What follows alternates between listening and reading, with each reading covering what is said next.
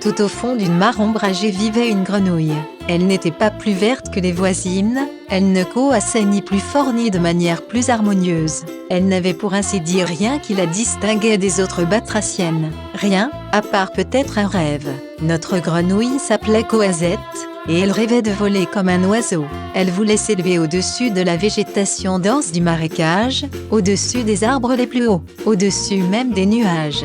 Elle voulait monter tout là-haut et voir le monde comme jamais aucune grenouille ne l'avait vu. Les autres grenouilles la regardaient avec un air amusé, il faut le dire, un peu de pitié. Une grenouille qui vole, et puis quoi encore? Les choses devaient rester à leur place et la place d'une grenouille n'était pas dans le ciel.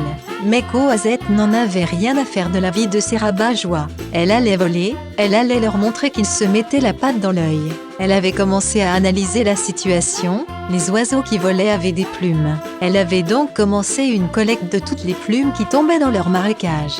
Petit à petit, elle en avait récolté une belle collection, de toutes les couleurs et de toutes les tailles. Les oiseaux avaient aussi des ailes. C'était comme ses pattes à elle, mais plus longues et avec des plumes dessus. Facile. Elle avait bricolé ses ailes à elle avec des tiges de roseau. Elle les recouvrit de plumes et on n'y vit plus que du feu. Qu'elles étaient belles, ces ailes de grenouille. Elle avait bien observé les oisillons, ils n'arrivaient pas à voler tout de suite. Il fallait qu'ils essaient, encore et encore, jusqu'à y arriver. Elle avait ainsi commencé l'entraînement. Elle était montée sur un gros rocher, avait enfilé ses deux ailes, avait sauté, et s'était écrasée dans les vases. Pas grave.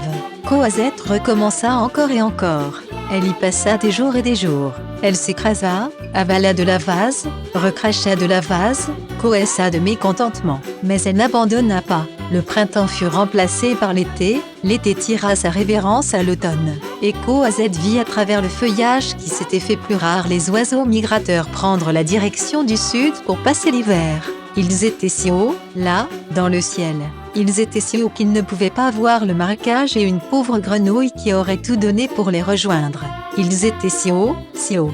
Elle enfila ses ailes de grenouille et se remit à l'exercice. Par moments, elle avait l'impression de voler. Elle avait l'impression qu'elle ne retombait pas directement. Elle ne savait pas si c'était vrai ou si c'était juste un effet de son imagination. Les autres grenouilles avaient appris à ne plus lui prêter attention. Mais un jour, elles coassèrent de surprise.